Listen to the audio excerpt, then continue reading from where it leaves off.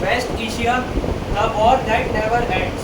West Asia, also known as Middle East region in the world, which is one of the most conflict-prone regions in the world. From the past time, from Israel-Arab wars to present day Israel-Hamas war, the West Asia region is continuously facing war-like situations and continuous instability in that region. Due to political, economic and religious factors, it is continuously facing conflicts-like situation. The major reasons behind these conflicts-like situations are religious differences.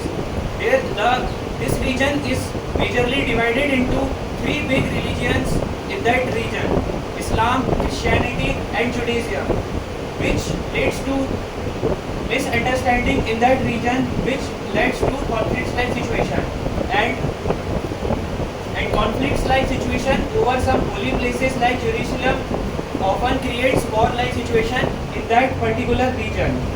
Political instability and power sharing. Some countries are facing internal issues.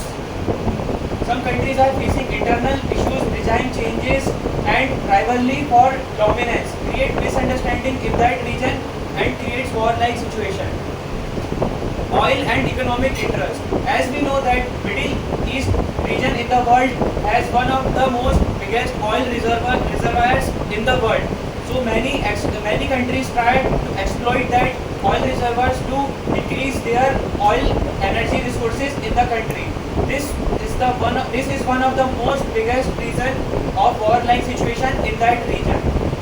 External interference. Some big countries like United States and Russia continuously making the situation over the region more complex.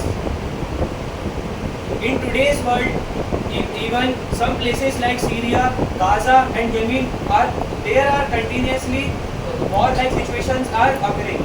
International peace talk efforts are no valuable in that region. Peace remains fragile and temporary in that region.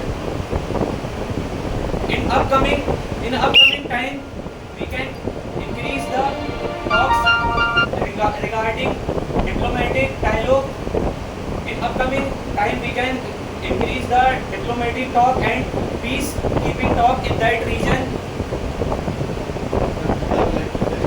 To conclude this topic, I would like to say, yes, West Asia, also known as Middle East region in the world, is continuously facing war-like situation, but continuous